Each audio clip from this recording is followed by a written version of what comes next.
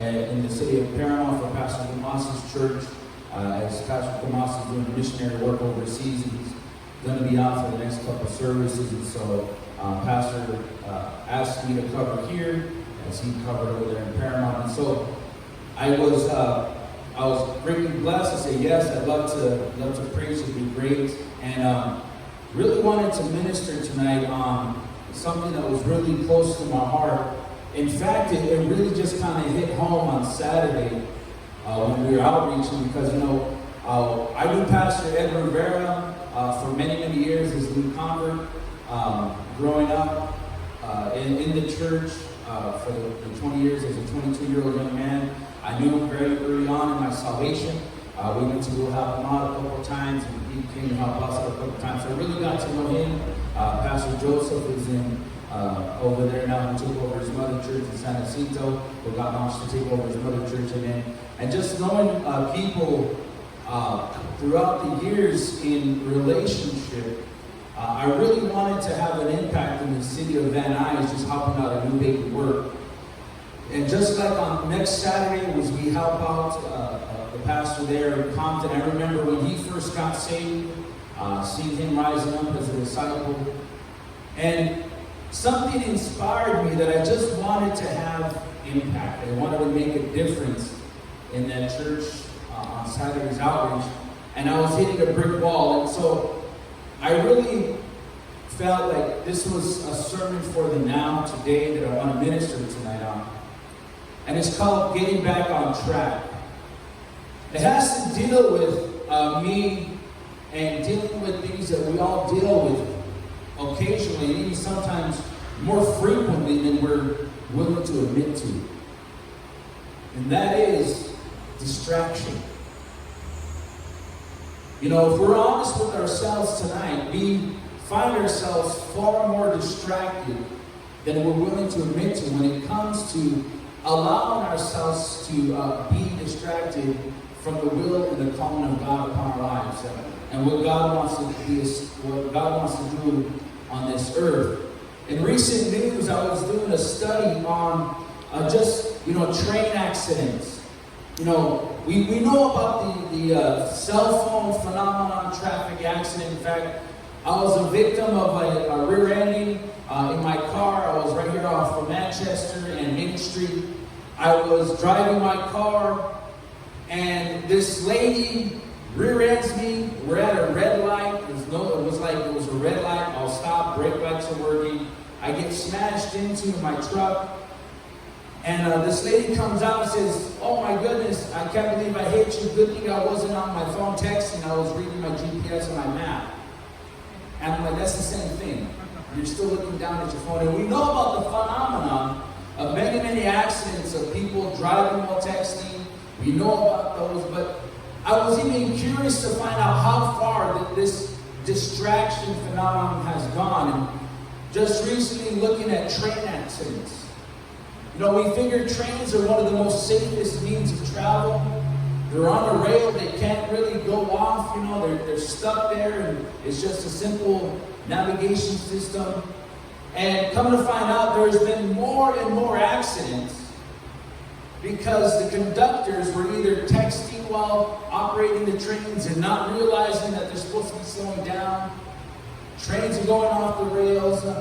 Even it's been noted that some conductors, one in Germany was playing an online video game on his phone while he was driving the train, and the train derailed, killed 25 people. And this is something that's going on, and it's a constant thing, but here we are, we have people that are responsible for the lives of others, and instead of taking their job so diligently, they're being distracted.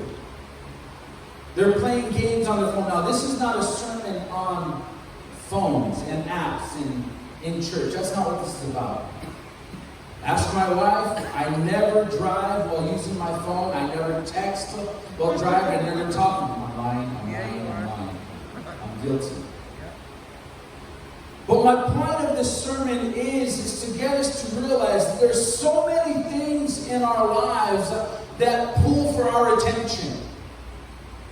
Not only that, but there are things in our lives that demand our attention. Some of us have kids here. Our kids don't understand schedules. They don't understand economics. They don't understand bank accounts.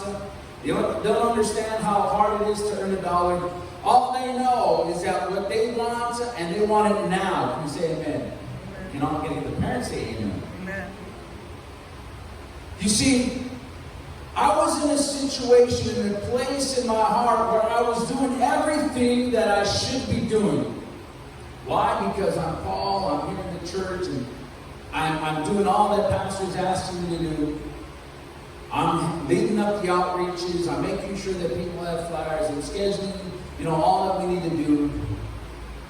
But I love God, I love the things of God, but my heart wasn't just in it. How many know what I'm talking about? You're going through the motions.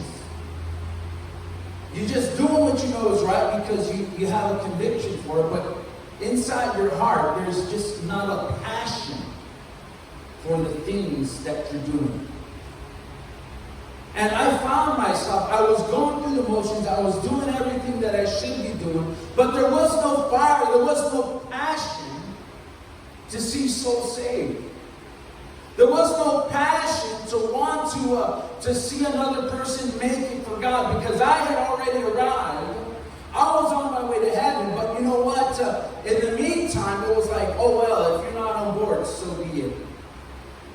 And I remember there was a men's discipleship class that totally struck my heart. It was Pastor Mitchell.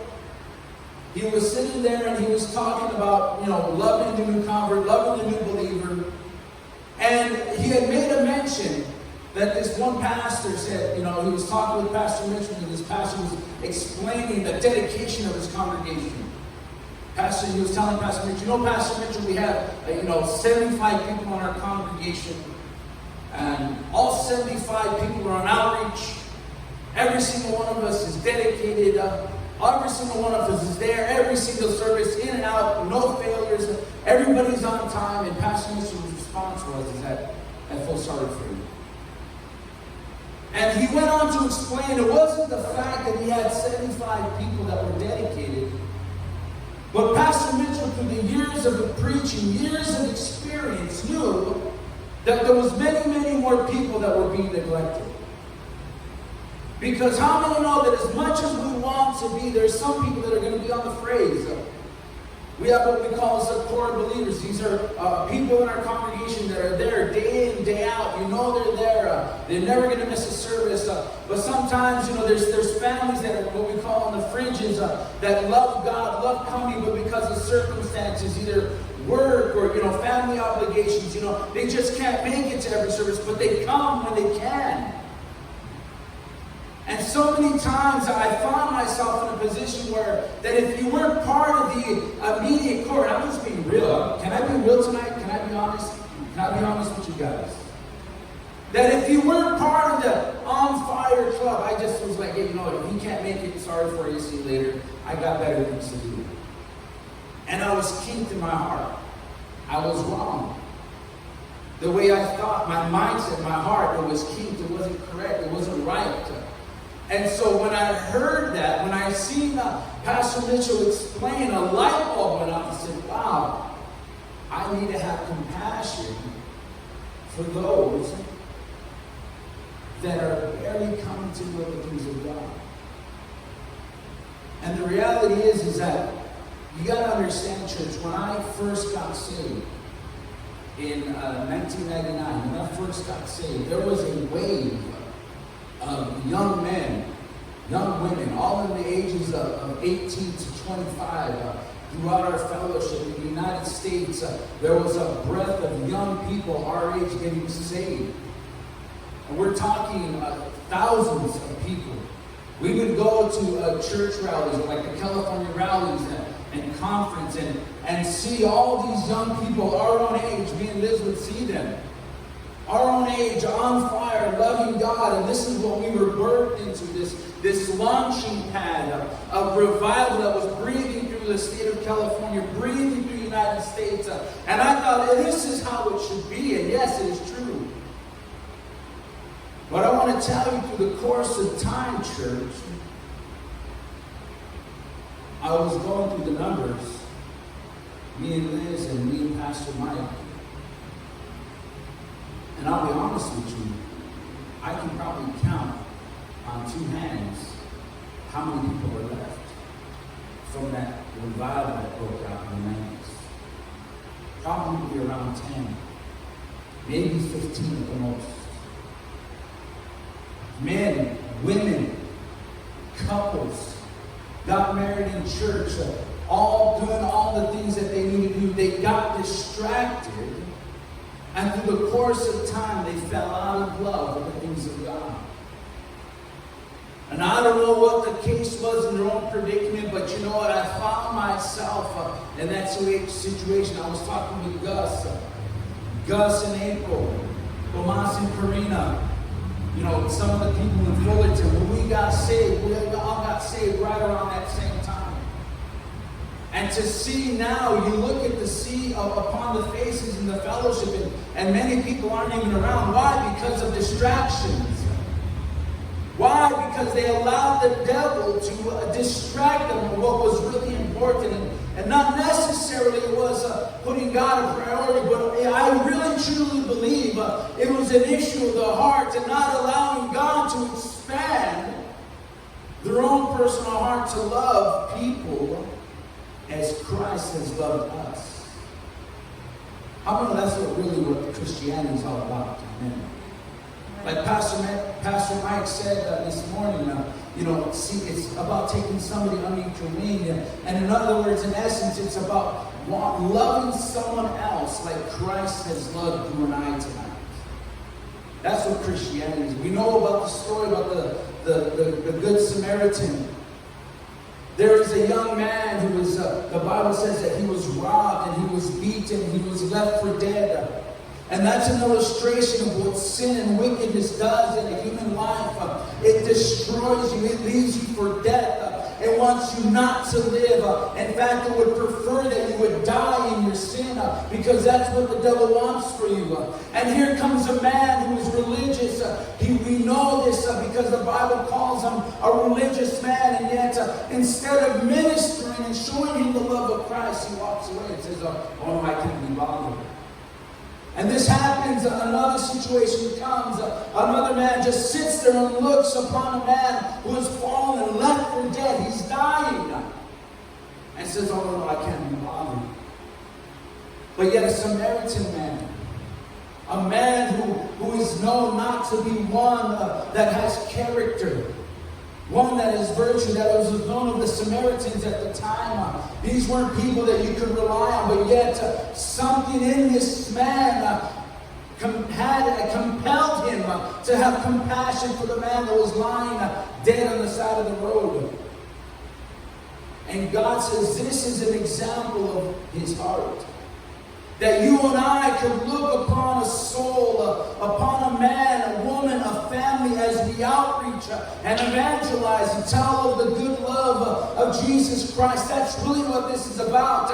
It's about going and telling someone else about the love of Christ and how Jesus Christ can resurrect a life that was once dead, that was once bound in sin, that was once left to die in sin, that could be resurrected through the blood of Jesus Christ. Can you say amen? You know, I know we're all very busy people. We have bills to pay, we have work. We find ourselves making efforts to handle mundane tasks. But you see, we have to understand that we have to be able to put in perspective what God wants to accomplish in our lives. You see, if it wasn't for somebody, and I dare say this, is if it wasn't for somebody coming and knocking on my door Saturday morning, July 26, 1999,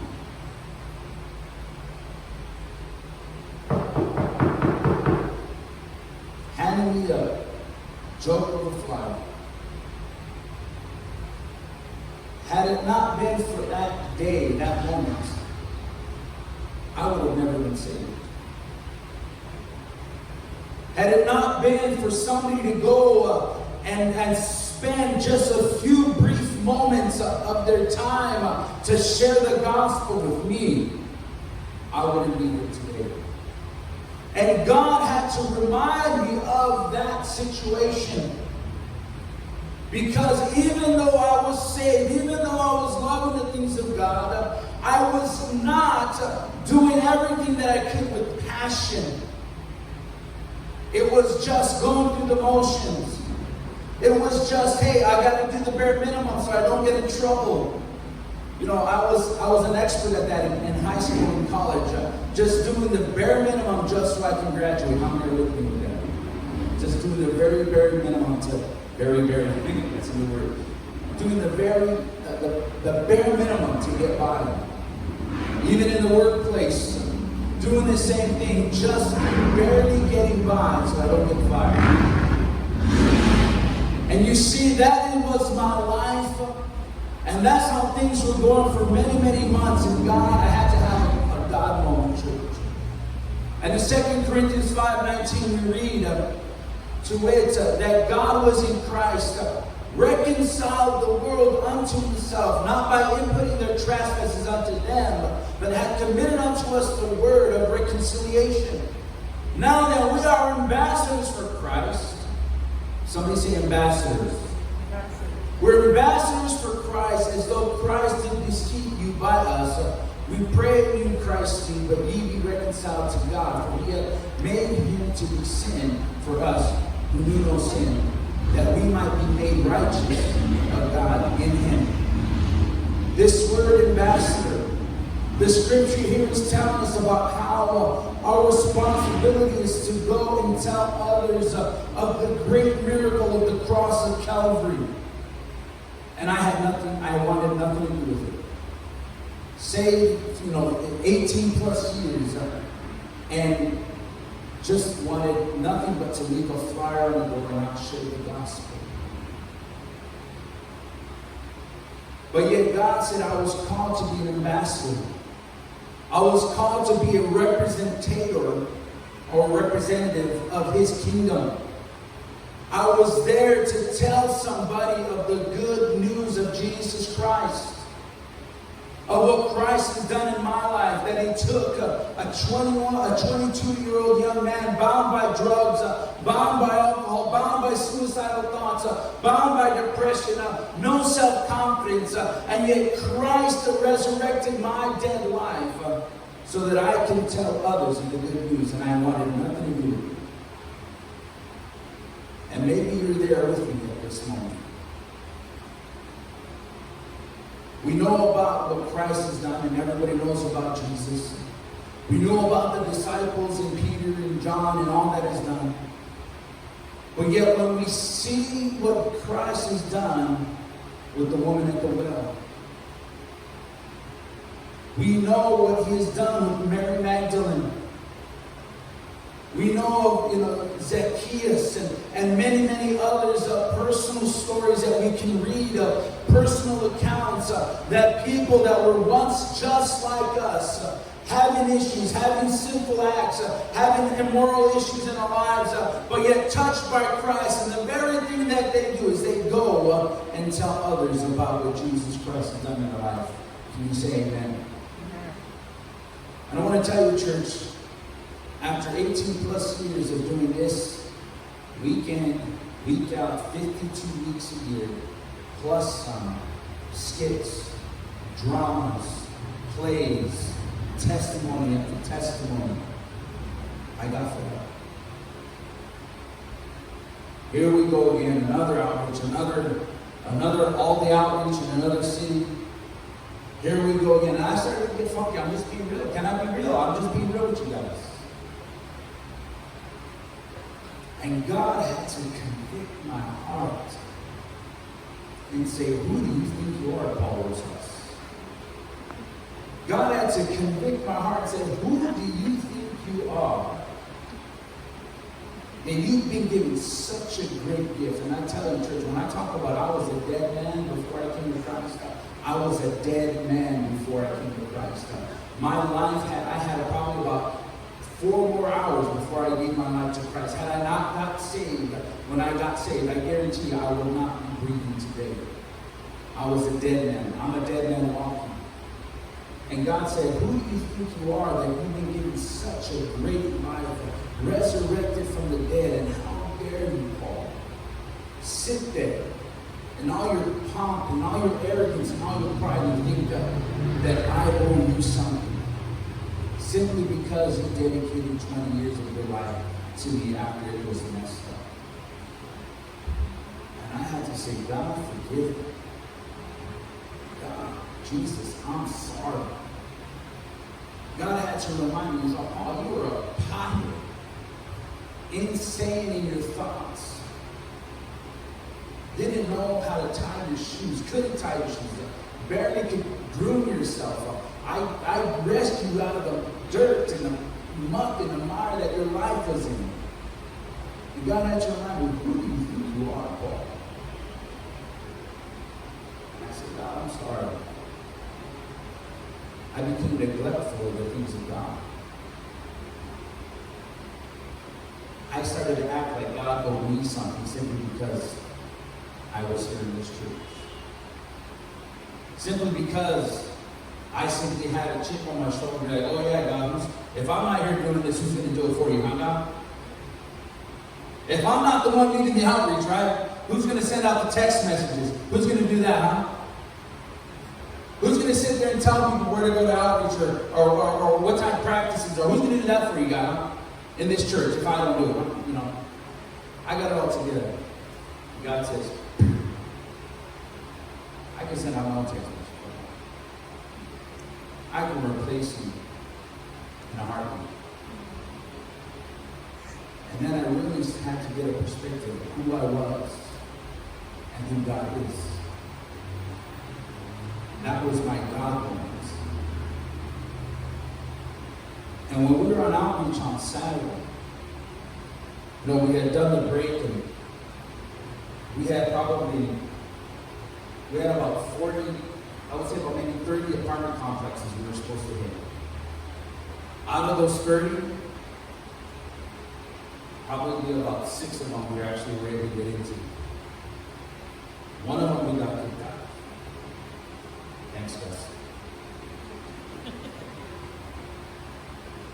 Of the 5 that we were there, we got into one apartment complex. We were so happy. We snuck in through the parking lot, and we realized once we got in, there was no cars in the parking lot. This parking lot was the apartment was built above the one parking lot. And look, there was 2 cars in the whole lot. We don't know if they were working, but we got in. Out of all 30 apartments, there was only one person at home. And so we're kind of going through the motions, and we're trying to get in and, find out that Darlene's praying with like 26 people on outreach. I haven't prayed with one. It's like, man, what is Darlene doing that I'm not? So we're sitting there after the break, and we're gathering together before we go out in the second part of the outreach. I was just like, God, I want to pray with somebody. I just, something inside of me, a passion rose up. You say, God, I don't want to leave this city without having an impact. I've been here all day, and I'm saying, God, I don't want to be rewarded for my actions. I don't want to be patted on the shoulder, hey, Paul, good job, you did all the outreach. No, I wanted to have an impact in this city. I wanted to leave some sort of portion of my legacy with the soul that I can tell, hey, Pastor Rivera, I prayed with this young man, this is where he lives, follow up with him, because that's what we were praying for. We're praying for converts to get established, new converts, new believers, key couples. And Pastor Mike was telling about this morning about families that they were praying with. And I kid you not, you should have seen them when they got done praying with this family. They were like a bunch of high schoolers. Like, yeah, you can see that family. It was something they felt free and they were delivered. And they felt so much peace. They were excited. And so then they turned to me. And did you pray with anybody, Paul? And I said, yes. I prayed with someone. And it wasn't these, you better pray with me, bro, before I leave the doorstep. This was a genuine prayer. A young man by the name of Robert, that's his real name. Not you, Robert, that's his real name. I walked up and here he is. He's wearing boxers and he's sitting on his stoop. He's sitting on his stairs in front of his house. Well, okay, this is kind of awkward, but I guess it's hot, so I don't know. Because I hate, can tell you about Jesus? So I started witnessing this young man. And you could tell, I was just talking about how when I was first got saved, dealing with suicidal thoughts and depression and how my heart was and how my life was in perspective. And it was just one of those God moments where just meeting eye to eye, heart to heart. I said, hey man, you want to give your life to Christ, man? You want to have some hope in your life? And he said, yes, and he prayed. And I said, and I left that place saying, thank you, God. Because the very word of God that God told me to be an ambassador for Christ, all that I was going through about not having a passion for the believer, not having a passion for the things of God, just going through the motions simply out of obligation or responsibility. And I said, God, I don't want to be that same person no more. I want to have a passion for people. I want to have a passion for those that are lost, that can't come to be at church every single time that the doors are open. Help me to love those that are not like myself. And help others to love me that are not like them. Because I know I can get anointed. Can I get anointed sometimes? No, thank you for that. You guys are really help all you know. But I say that because I allow distractions to get in the way. Allow my pride to get in the way. And to be honest, it wasn't intentional. It was just this slow process over time that I had completely lost the correct trajectory. I had completely misaligned my priorities. And I liken to this by what's called an altitude, it's called an attitude indicator, an AI. It's also known as a gyro horizon or an artificial horizon, or an attitude direct indicator, ADI, which is part of an electrical flight, an electronic flight instrument system. This is a device that pilots use when they can't see in fog. It's an indicator that tells them the altitude of the plane, the pitch, the yaw, and the weight of the plane. So that when they can't see, they know exactly how to maintain our course without crashing and killing. These instruments allow that when they fly through the clouds, the pilot's tendency is to use their vision to navigate them. If they're not using their instruments, many times they, without even noticing, the plane is inverted and they're flying upside down without these instrumentations. That's why they started to implement these instruments in aircraft. And through this, many times, if we are honest with ourselves, we can allow our emotions to dictate our senses. Our senses can be influenced by our emotions. They can be influenced by our fears. They can be swayed by the unknown. And many, many times, without an instrument to keep us directed on course, we fly off course, and that's exactly where I was. And I had to refocus, get realigned with my heart with Christ. And He became my attitude director. And that's a funny term. It's called not an altitude. It's called an attitude director. Because my attitude is funky. But when I realigned my heart with Christ, everything just flowed. Things became easier. I was excited. Going to outreach was exciting once again. the fact, the possibility that I could come by and see a man that was left for dead because of his sin, and I could be what the Bible declared as a good Samaritan, that I could be that person to reach down and tell him of the good news of Christ and help him get back up and know who Jesus Christ is. That I would be an ambassador for the kingdom of all kingdoms that have ever been created on earth or in heaven.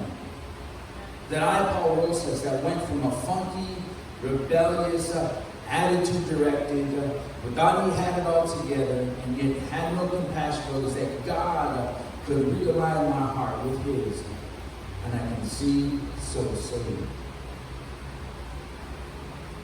Let me ask you, what do you need to do to get back on track? What do you need to do to get back on track? I was honest with you. And I'm not asking you to be honest with me. I'm asking you to be honest with God. Because when we get done praying at this altar tonight, you have a choice to either get your heart on track with God or keep going the way you're going. I guarantee you, unless you get your attitude adjusted to align your heart with Christ, you're going to find yourself way off course. And thank God we have pastors, we have people in our lives that are not fearful of telling us the truth. That are willing to get in our face and say, hey, no, you need to get this right. We have men, pastors, leaders that aren't scared to tell us the truth about what it means to be a real Christian. Not a religious Christian, a real Christian. So let me ask you, what do you need to put aside? What's distracting you tonight? What's causing your heart to be pulled away from the complete will of God? What's causing your heart to be too small? What are you preventing? What's preventing your heart from being stretched and growing? Because the reality is that there's many people just like you and me. Paul's, Liz's, Robert's, Josh's, Nazir's, and Lazan's, and Pastor Mike's and Liza's, April's and Gus's and Donna's, and everybody else just like us here tonight. There's people that in the upcoming weeks that we're going to come across that God is specifically waiting for us to tell him about his love. And that nobody else will be able to reach these people but us. But if we have a bad attitude or a wrong attitude, or if our heart's not right, and I'm not saying that's for everybody. It may be, maybe not. But if you are, and if you do have that, let me ask you again. What's preventing you from realigning with Christ? I know this isn't a salvation sort of sermon, but it's a sermon we need to hear from time to time.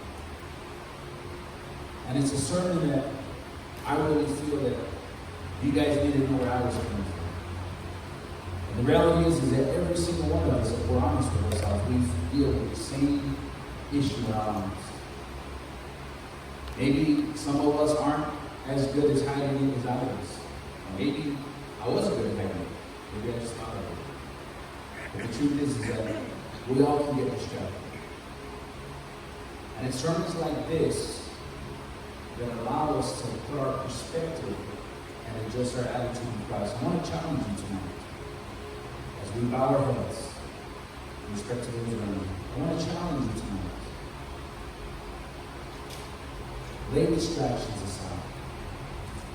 It's just like those train operators, people texting. There are souls in the balance.